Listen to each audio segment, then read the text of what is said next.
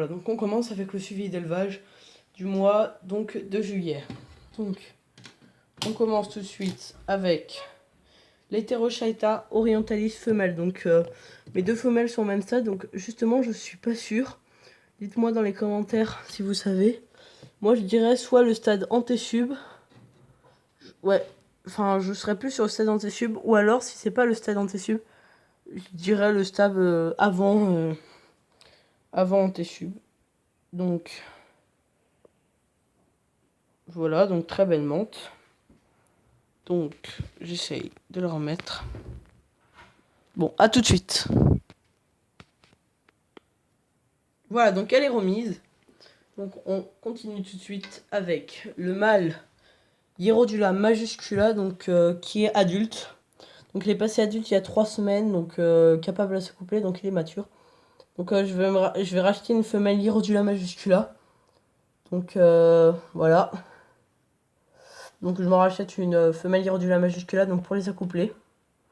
Donc voilà, donc normalement j'aurai des naissances. Donc si tout se passe bien. Donc bonne nouvelle et mauvaise nouvelle pour... Enfin, que bonne nouvelle en fait. Mon Hymenopus coronatus femelle est fécondée. Donc elle est fécondée depuis un mois. Bon, je sais pas. Enfin pour l'instant elle pond pas. Mais bon. Enfin à suivre. Hein, de toute façon normalement elle va pondre. Parce que mon anticipation, il m'a dit qu'il y avait certains hyménopus qui mettaient plus de 2 mois à pondre. Donc je suis pas trop inquiet pour ça. Donc vous voyez tellement, comme elle est grosse de son othèque et tout, son abdomen penche un peu. Donc voilà, donc normalement, donc c'est sûr elle est fécondée. Là j'ai retrouvé le spermatophore. Donc ça c'est super. Normalement j'aurai plein de bébés hyménopus coronatus. Donc on continue avec la femelle Philocrania paradoxa. Donc mauvaise nouvelle, elle n'est pas fécondée.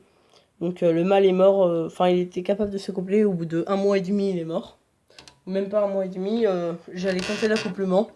Et justement le jour où j'ai voulu tenter l'accouplement, du jour au lendemain il est mort. Donc je l'ai retrouvé mort dans son terrain alors que la veille il allait très bien, donc je sais pas ce qui s'est passé. Donc bah voilà. Donc pour le mâle Hymenopus pareil, il est mort de vieillesse. Bon lui il a vécu 2 mois et demi, donc c'est pas mal. Donc dans ce suivi d'élevage, je vous montrerai pas les Corosus morosus, ou alors peut-être vite fait parce que de toute façon ils sont en fin de vie. Et voilà. Et d'ailleurs, ouais. Donc là, on continue avec la deuxième femelle Heterochaeta orientalis. Donc je vais vous la sortir. Donc là voilà, donc elle, je la préfère à l'autre. Enfin, je la trouve plus belle. Donc par contre, elle est au même stade. Donc je vais vous la prendre. Donc elle est beaucoup plus speed parce que je la prends presque jamais. Aussi je vais essayer de vous montrer sur elle parce que elle a vraiment des... Attendez, j'essaie juste de la remettre. 2 petites secondes. Voilà, donc là, oh attendez. Elle essaye de monter. Donc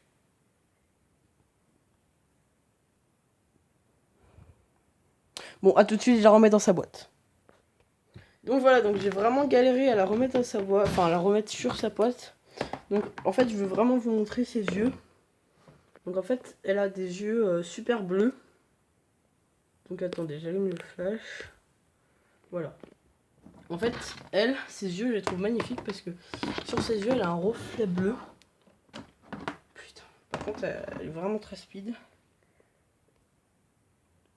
Là, à mon avis, elle va sauter.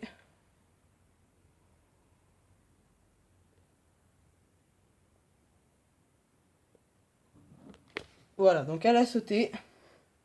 D'ailleurs, ça m'a fait sursauter. Donc... Bon, tant pis, j'arrive pas à vous montrer... J'arrive pas à vous montrer comment... Enfin, ses yeux bleus, tant pis. Donc, je la remets dans sa boîte. Donc, Heterochaeta orientalis, pareil. Donc, je vous ai dit son stade. Bon, je coupe et à tout de suite. Donc, voilà. Donc, du coup, on se retrouve avec le mâle Heterochaeta orientalis.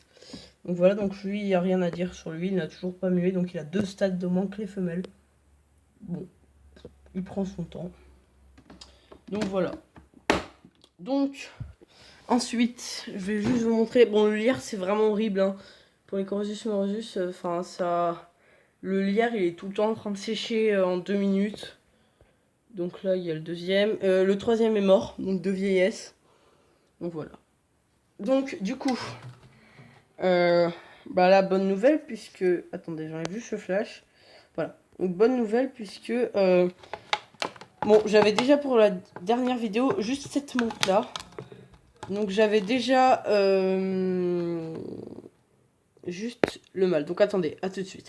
Donc voilà, donc j'ai trouvé un mâle Mantis religiosa. Donc voilà, donc je l'avais déjà lors de la dernière vidéo, mais je sais pas pourquoi je vous l'avais pas montré. Donc j'avais plusieurs bébés mentales 1. Et sur toutes ces bébés mentes, il n'y a que lui qui a réussi. Donc à survivre. Tout le reste est mort. Il est mort, de toute façon vous savez sur les zootech, sur les zootech il y en a très peu qui survivent. Donc voilà, on se retrouve tout de suite parce que là, sinon c'est la galère pour le remettre dans sa boîte. A tout de suite. Donc voilà, donc là, la deuxième menthe que je vais vous montrer, pardon. Donc pareil, je l'ai trouvé il y a pas longtemps, donc c'est une Mantis religiosa. Donc l'autre, c'était un mâle. Et du coup, celui-ci plutôt, c'est une femelle. Du coup, parfait, du coup, j'ai un couple de Mantis religiosa.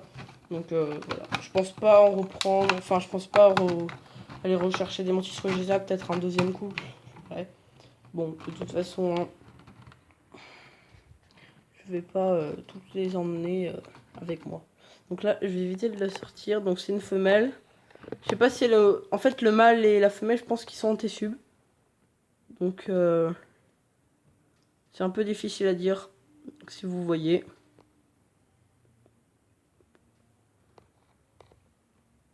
Voilà. Donc super, du coup une femelle, un mâle, un couple. Voilà. Donc ensuite, on continue du coup avec les œufs. Ah oui, ma Philocrania paradoxa du coup a pondu le deuxième otech infertile. Bon, je vais éviter d'ouvrir parce que mon hyménopus se promène, donc voilà. À mon avis, elle cherche un endroit pour pondre son otech, j'en sais rien. En tout cas, elle va pas tarder à la pondre, ça se voit. Donc là, on voit sur ça, donc un otech infertile, hein. Donc là... Le deuxième otech est toujours en haut, de toute façon il va pas éclore, hein. Vous le savez, il est infertile. Donc voilà. Du coup, pour les naissances d'Hyménopus, j'ai déjà, même si elle a pas encore pendu son otech, j'ai déjà vraiment tout prévu. J'ai prévu plein de boîtes. Donc voilà, du coup.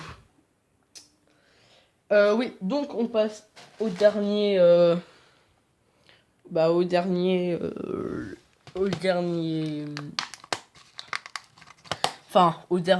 œuf, du coup. Donc du coup, c'est mes Philium philippinicum, donc qui ne sont... là c'est les œufs d'Extatosoma tiratum, donc qui sont pas éclos. Donc à mon avis, ils devront pas trop tarder là. D'ici quelques temps.